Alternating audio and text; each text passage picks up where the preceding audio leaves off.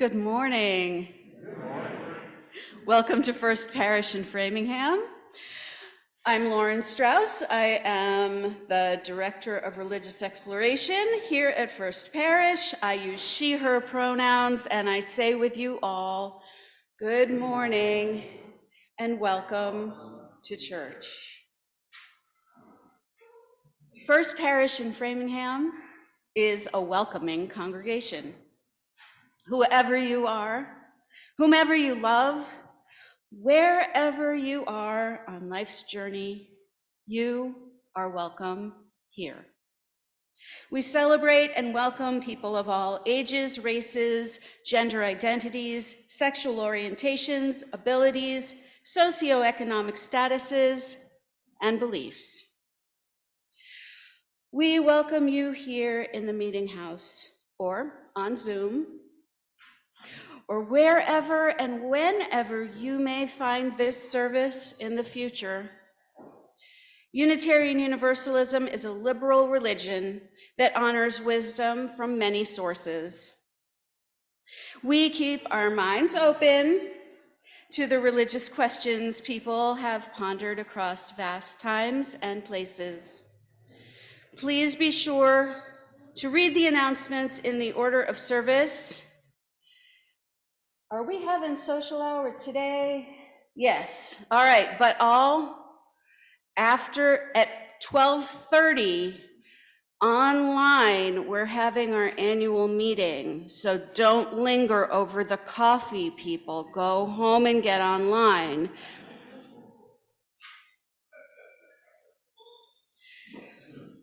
So the coffee will be across the courtyard in Scott Hall. Please take a moment to turn your phones and other devices to their quietest setting because those suckers are distracting. However, today's service is for all ages, and so we may hear babies cooing, laughter, I hope, questions and observations, especially from those who have not yet developed the whisper skill. Those are sounds of life, so rejoice. We especially love the sound of your singing, so please join in. Since 1701, people have gathered here in this community to rest or recharge, to be challenged or affirmed. Those people are like you. You belong here. Maybe only for the next hour, but we hope for longer. We are so happy to have you here with us. I now invite you to take a deep breath in and out. Continue to take a few more deep breaths and to begin to release whatever you need to let go of to be more fully present to yourself, one another, and the sacred in this time and place.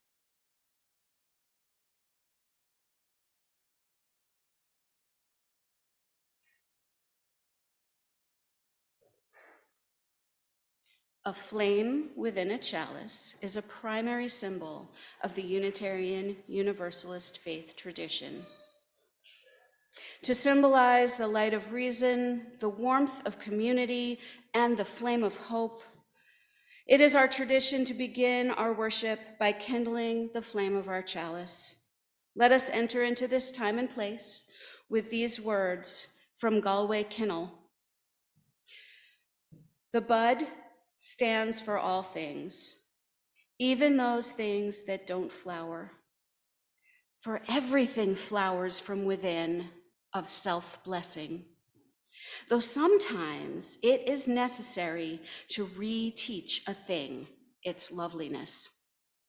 Within the heart of the flower, the fountain of beauty. Within the heart of the community, a fire that warms and dances. Within the heart of each of us, a spark of the spirit of life. Holy, holy, holy. Please rise in body or spirit to sing hymn number 21. for the beauty of the earth. And after the hymn, please remain as you are for our spoken and sung affirmations.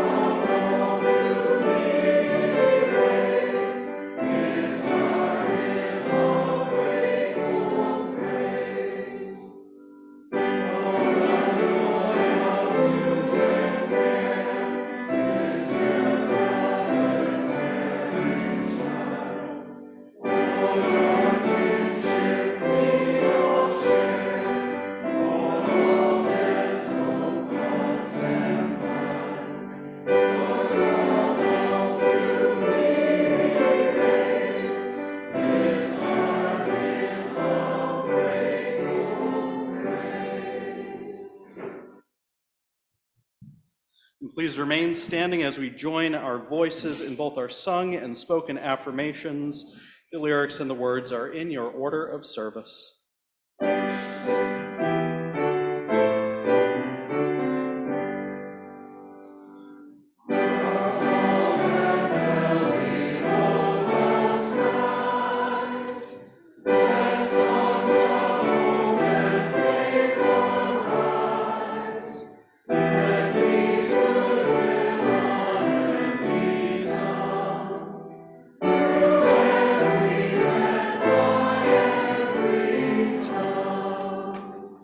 For our spoken affirmation, will the folks who are on the pulpit side read what is in italics, and on the piano side, read what is in regular type, please? And if you'd like, turn and face each other to say the words of our affirmation to one another. Love is the doctrine of this church, the quest of truth is its sacrament, and service is its prayer. To dwell together in peace, to seek knowledge in freedom, to serve all life with compassion, to the end that all souls shall grow into harmony with the divine. This is our great covenant, one with another and with our God. You may be seated.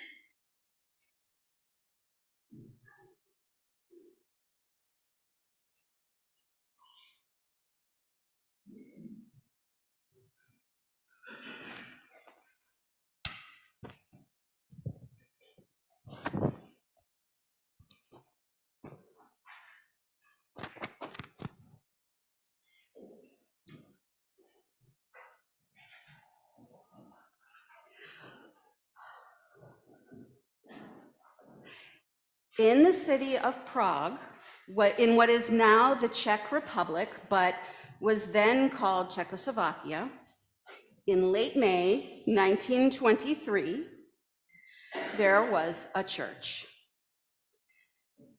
But the building did not look much like a church. It had no bells, no steeple, no stained glass windows.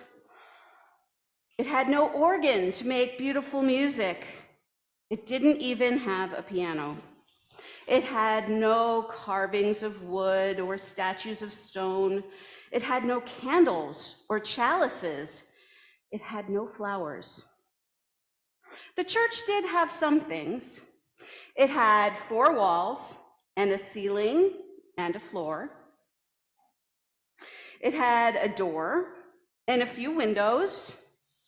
It had some wooden chairs, but that was all, plain and simple. Except the church also had people who came to it every Sunday. It had a minister, and his name was Norbet Capek. He had been the minister at the Plain and Simple Church for 2 years. Every Sunday, Pastor Capek went to church, and he spoke to the people while they listened, sitting quietly and still in those hard wooden chairs. When he was done speaking, the people talked a bit among themselves, and then they went home, and that was all. No music, no candles, no food, not even coffee or donuts.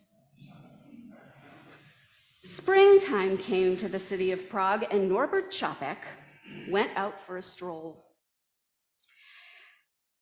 The rains had come, the birds were singing, flowers were blooming all over the land, and the world was beautiful.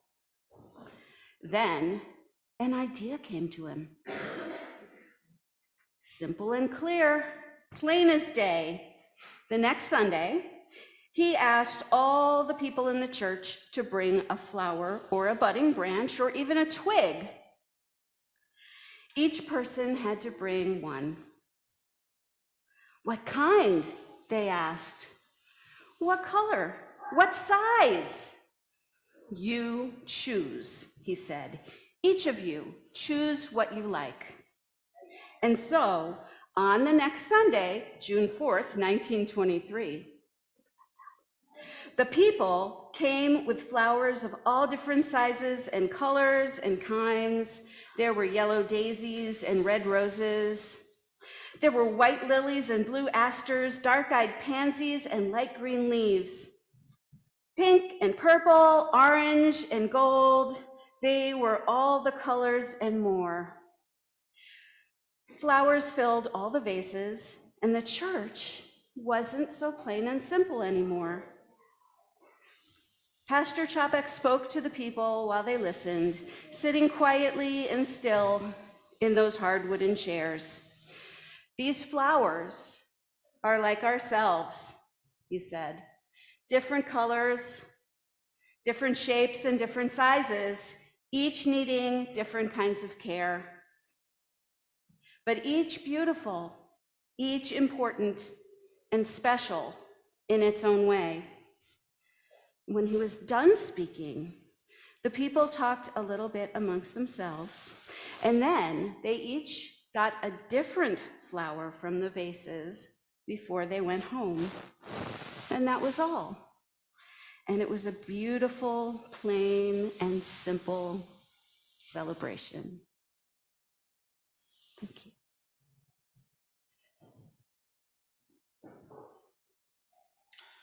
I'm the Reverend Aaron Stockwell Wiseman, and I use he, him pronouns, and it is my honor to be your senior minister.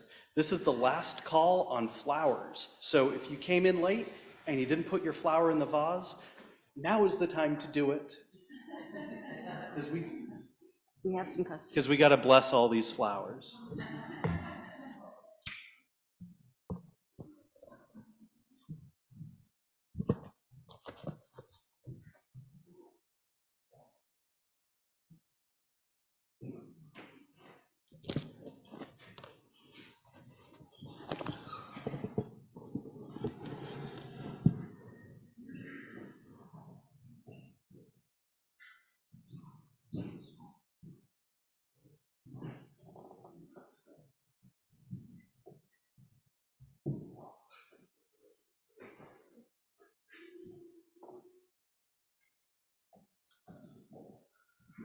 So I'd like to invite you to now join in reading number 723. These readings were written by Norbet Capek back in the day, and they have morphed over the years as our understandings of inclusion have expanded as well. So in that spirit, I invite you, if you feel comfortable, to replace mother and father with parent and brother and sister with sibling. This way we can better include folks who prefer and use and seek non-gendered language in our readings. And if we all mumble, that's okay too. So please join me, 723. In the name of Providence, which implants in the seed the future of the flower, and in our hearts the longing for people to live in harmony, in the name of the Most Highest, in whom we move, and who makes the parents, the siblings, lover and loner what they are, in the name of sages and great religious leaders who sacrifice their lives to hasten the coming of the age of mutual respect, let us renew our resolution sincerely to be real siblings, regardless of any kind of bar which estranges us from each other.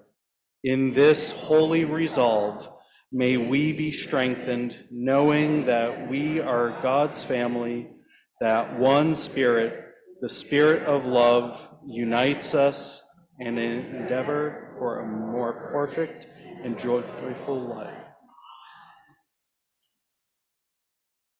In our community, we set aside time to share the great joys and the great sorrows. Remember that you can always share your sorrows or joys in the book at the back of the sanctuary, or you can submit them each week online. Interspersed with our sharing, we sing hymn 1002, Comfort Me. We sing together to lift up our joys and our sorrows, but also so that you might have a song ready whenever you need comfort. We begin with our sorrows. Eve M. shares sorrow following the death of her husband last month.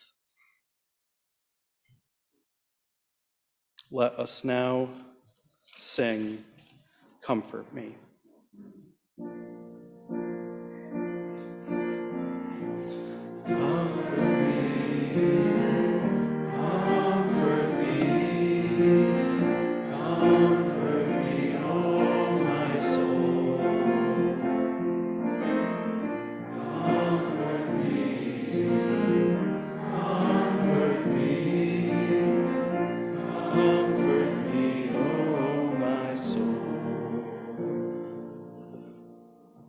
Now we share the joys of our congregation.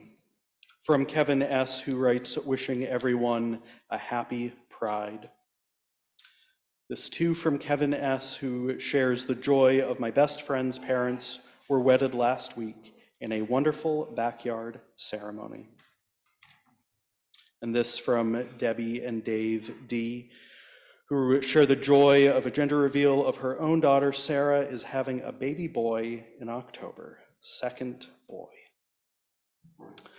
We share this from Valerie F., who writes about sharing my appreciation to the Caritas Committee and all the volunteers, Janet, Vicky, Julie, Susan, Greg, and Amy, who brought me food while I was recovering from a broken foot bone.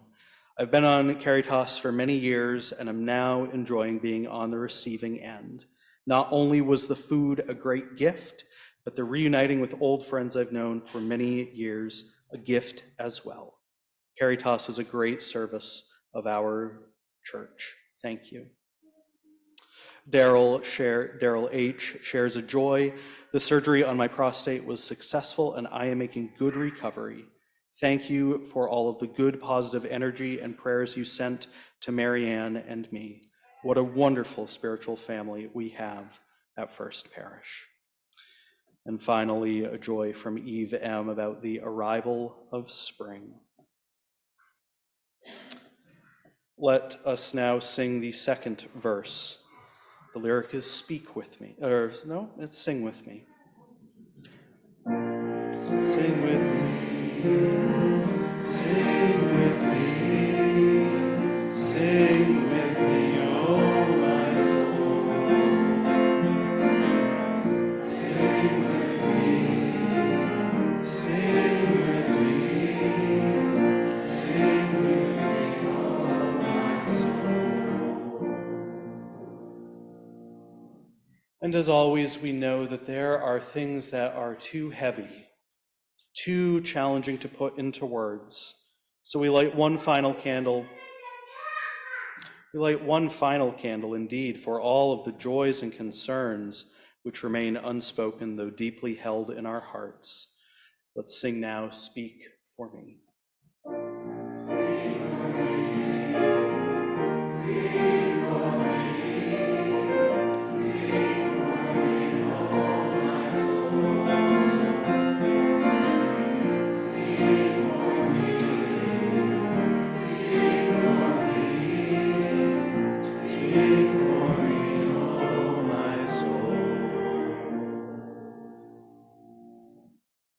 I invite you now to pay attention to that breath, to pay attention and notice what is supporting you. Take a quick inventory. Notice the feet, your feet connected to the ground. Notice whatever is holding your body up. A chair, a pew, a bed, the love and strength of this gathered community. A spirit of life and love, named and unnamed, but who calls us each beloved. We give thanks for this gathering, for this specific constellation of people that is only existing for this moment. We give thanks too for the flowers arranged just so, in arrangements and bouquets that will only exist for this hour. We give thanks for permanence and for the things which change, for the happy moments of our lives, rites of passage. We know too that there are those in our midst who mourn, people sitting to our left and our right, people struggling with addiction, people healing after medical procedures.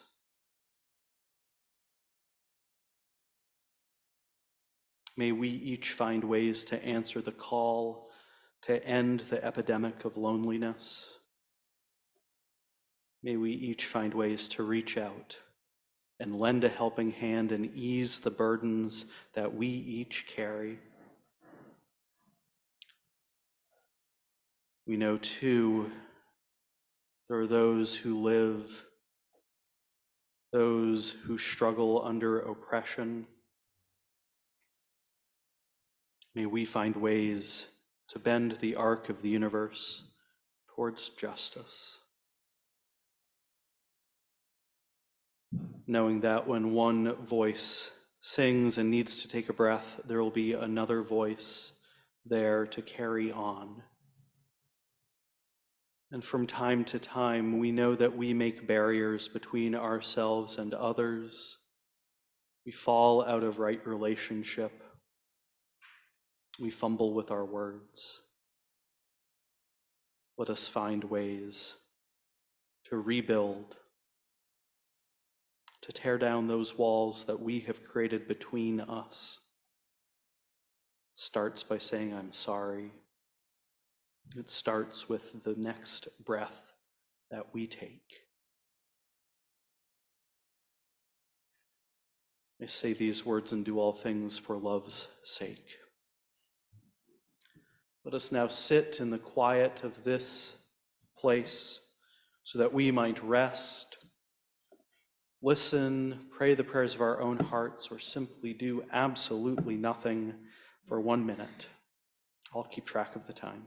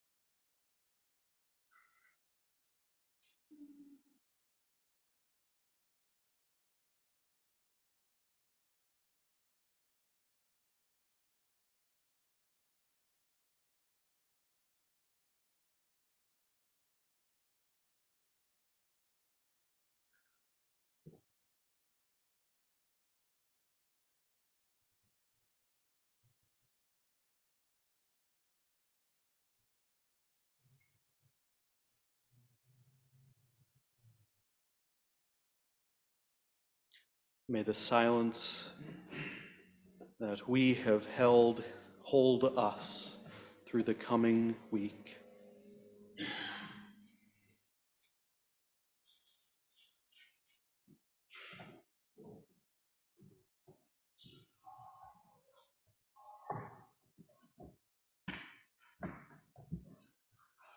All right, y'all. That was a lot of silence for a multi-gen service, so I think we're gonna do a quick stretch and wiggle break. You absolutely don't have to get up unless you want to, but reach those arms up into the sky. Oh my goodness. And if you have a wiggle in it, now is the time to get it in you. Now is the time to get it out. And you make noises too, because seriously. Those of us who don't sit in church the whole time, we got wiggles in us. All right, we have been richly blessed. We return a portion of our blessing to the ministries of this congregation so that we might be a witness to the free faith in Framingham and Metro West. If this is your first time joining us, please just let that plate slip right by you. But this morning offering will now be given and joyfully and gratefully received. The words of our offertory are based from the words of Norbet Capek. They were written right before he was killed. Capek's ideals of beauty, truth, and love were thought to be so dangerous to the Nazis that they killed him.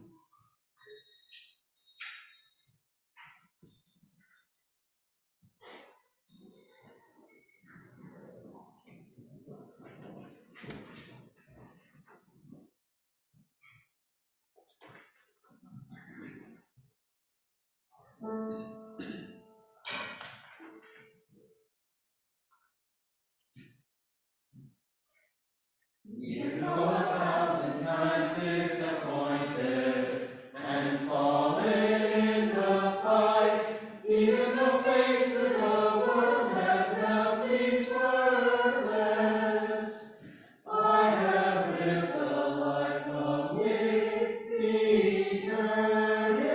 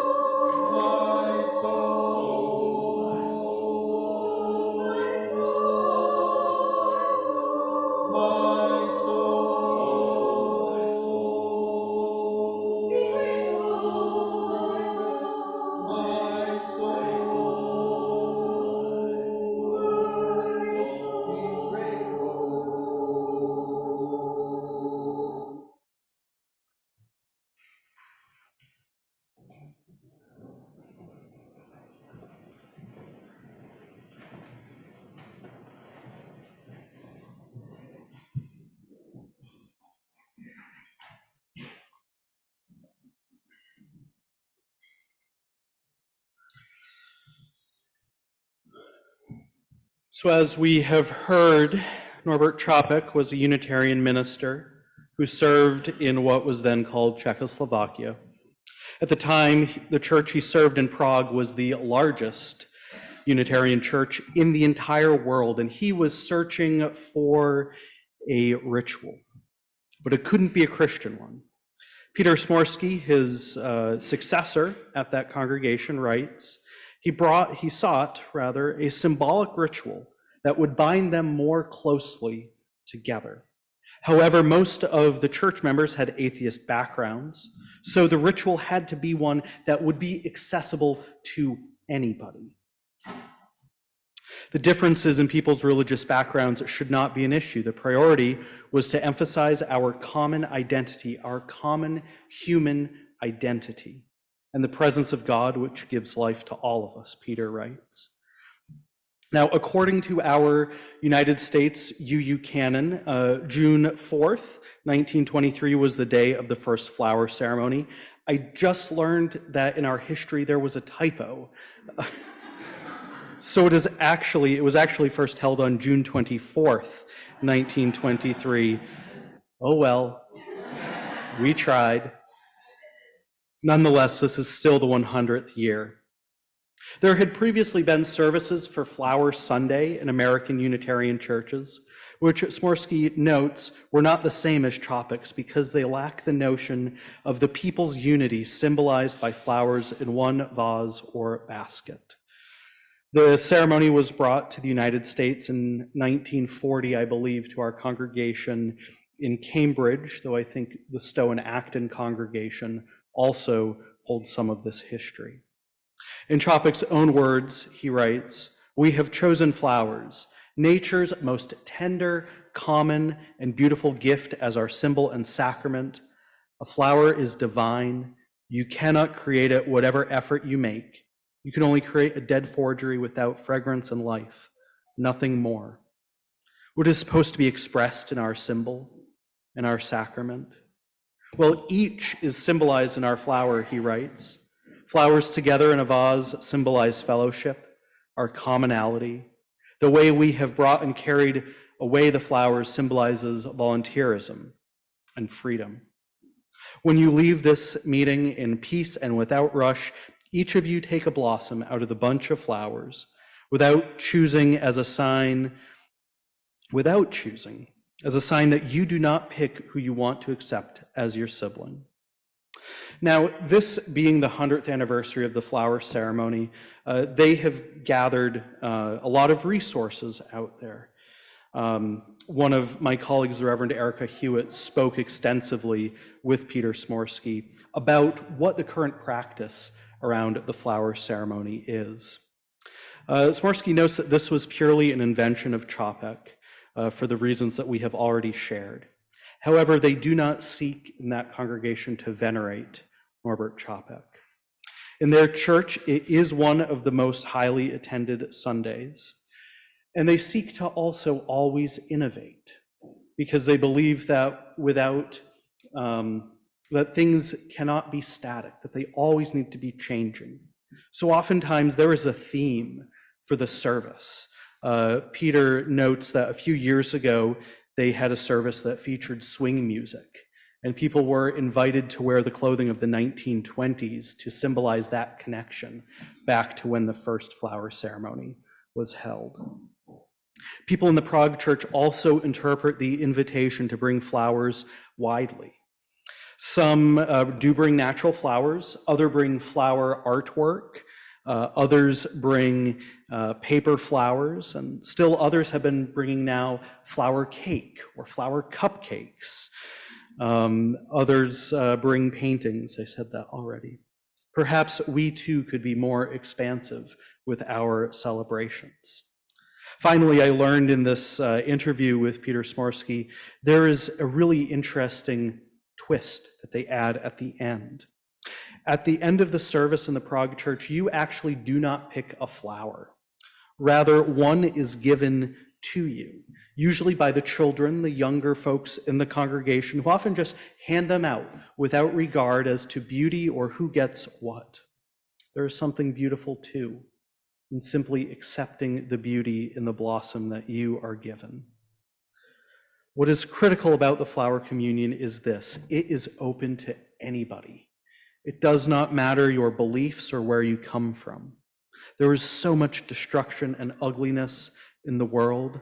So many times, hi, good to have you here. So many times, we are told that we are not enough, that we are not worthy. Wars tear countries apart. Leaders choose to exclude and harm the most vulnerable. The warming globe causes climates to change. Birds that once appeared in our climate move to others. What we need is more beauty, and this is the goal of the flower ceremony, and this is, I think, the goal of Unitarian Universalism: to work to bring more beauty to our little corner of the world, whether that is fighting against oppression, making sure that families can stay intact, ensuring that all who vote can, ensuring that all who live however they wish to live and their own expressions are allowed to. It could also be affirming that everyone knows that they are loved and lovable. It could mean that we are working to bring more peace to the world, more compassion, searching for truth or meaning or respect for the world around us. All of these things are working to build the beloved community. Now, the beautiful and the sad thing about the beauty in these flowers that we have before us is that beauty withers. It changes. Another flower will certainly grow, perhaps from the same seed, but it won't be the same. Its beauty is transient. Indeed, if you have also taken pictures on your phones of this beautiful flower arrangement, that too will never be exactly what we have gathered here today. So, my friends gathered here, may we find ways to bring more beauty into the world, whether it is through acts of compassion, justice building, or simply calling an old friend and say, I care about you. How are you doing, dear one? Can you do that in the next week? As Rumi wrote, let the beauty we love be what we do. Go and bring a little bit more beauty to the world. May it be so. And so we will now sing hymn 76, For Flowers That Bloom About Our Feet.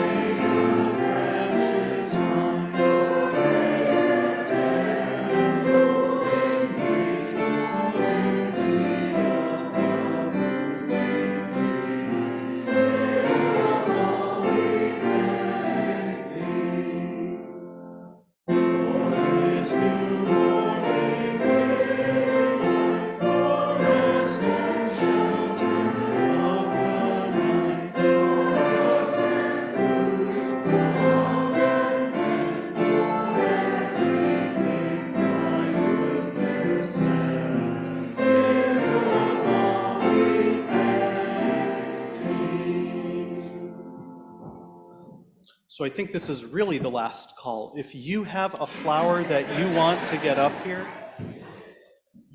just raise it up and we'll try and get it to you. Okay. These words for the consecration of the flowers are by Norbet Capek. Infinite Spirit of life, we ask thy blessing on these messengers of fellowship and peace. May they remind us amid diversities of knowledge and of gifts to be one in desire and affection and devotion to thy holy will. May they also remind us of the value of comradeship, of doing and sharing alike. May we cherish friendship as one of thy most precious gifts. May we not let awareness of another's talents discourage us or sully our relationships, but may we realize that whatever we can do, great or small, the efforts of all of us are needed to do thy work in this world. So we invite you to take a flower from the collected vases after the postlude music has finished. We will bring them out to the entryways or the exit ways, I suppose. And as I ask that as you each turn and approach the communion vase, you do so quietly, reverently, with a sense of how important it is for us to each address our world and one another with gentleness, justice, and love. I ask that you select a flower different from the one you brought that particularly appeals to you. As you take your chosen flower, noting its particular shape and beauty, please remember to handle it carefully. It is a gift that someone else has brought to you. It represents that person's unique humanity and therefore deserves your kindest touch. After, again, we will share quietly in this Unitarian ritual of oneness and love. So as we go forth, let us take this beauty and this love out into the world and use it to brighten our pathways. And when we need to rest or recharge, be challenged or affirmed, may that light guide us safely back. Amen, and go in peace.